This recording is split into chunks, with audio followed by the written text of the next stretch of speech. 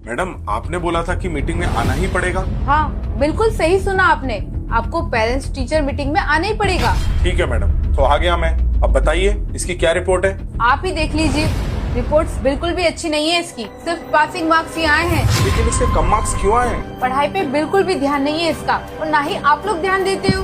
देखो मैडम, मैं और मेरी वाइफ हम दोनों वर्किंग हैं। एक्चुअली हमारे पास टाइम ही नहीं है। हम लोग ऑफिस जाते हैं, फिर घर के काम और फिर इसकी स्टडी भी। और आप अभी देख लीजिए, मेरी वाइफ ऑफिस में इतना बिजी है कि वो आ भी नहीं पाई। अगर आप वर्किंग है तो उसकी ट्यूशन लगवा दो ना, कम से कम ट्यूशन में पढ़ेगा तो उसका फ्यूचर तो सिक्योर होगा।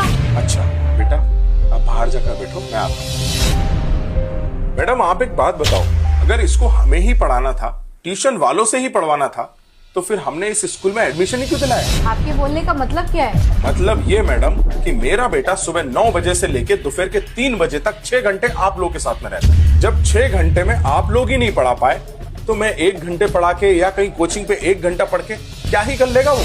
देखिए मेरा मतलब वो नहीं था।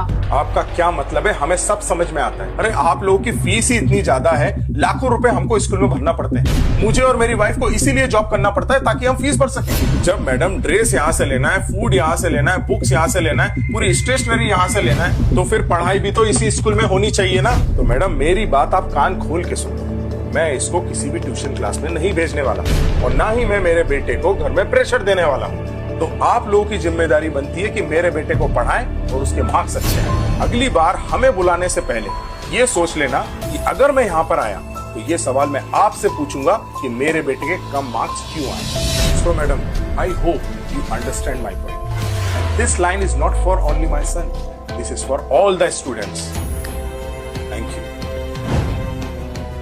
दोस्तों एक बात तो बिल्कुल सही है, आजकल के स्कूल्स का ध्यान फीस लेने में है, ना कि बच्चों को पढ़ाने में।